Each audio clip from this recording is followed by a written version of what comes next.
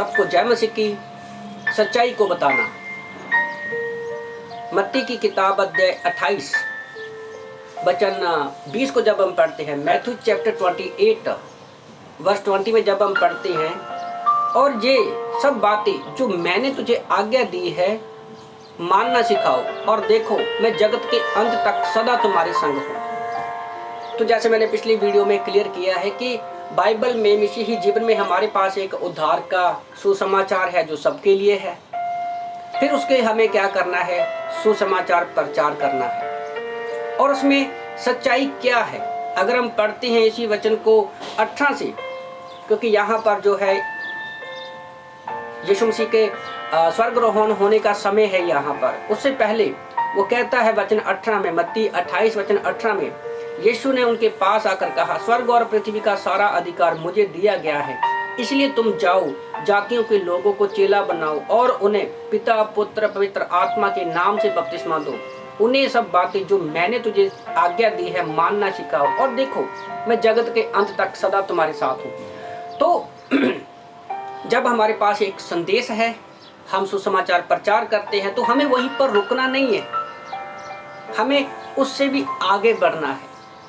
तो यहाँ पर क्या है? सच्चाई ये है कि यीशु हमारे पापों के लिए मारा गया, गाड़ा गया और तीसरे दिन मुर्दों में से जिंदा हो गया। और ये सारी चीजें कोई मिथ्यासिक नहीं है, कथा कहानियों में नहीं है, बाइबल में बिल्कुल सच्चाई ये लिखी हुई है।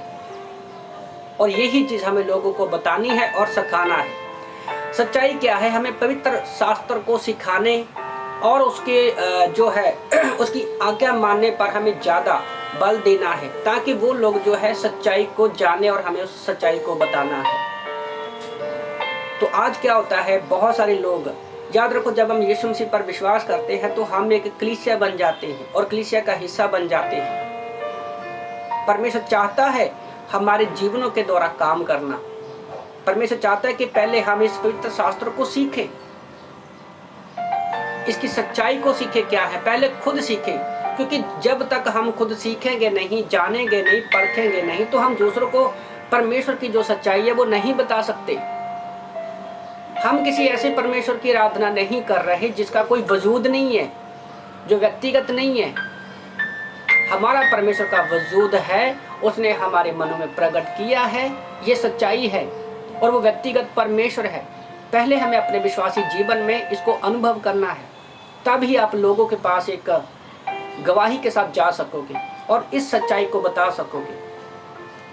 हमें बताना है कि यीशु मसीह सर्वदा जगत के अंत तक हमारे साथ है, बल्कि जब हम इस दुनिया से चले जाएंगे तब भी वो हमारे साथ हमेशा रहता है। तो आने वाले कुछ मैसेज जो आप सुनेंगे उसमें हम कलीसिया के बारे में जानेंगे कि हमें विश्वास करने के बाद सिर्फ बैठे नहीं रहना है, हमें एक कलीसिया का हिस्सा बनना है। हमें जो परमेश्वर ने आज्ञा दिया है, एक मिशन के हिस्सेदार बन जाते हैं।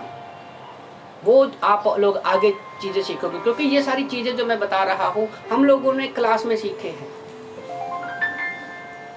तो हमें सच्चाई को लोगों को बताना है। आमीन।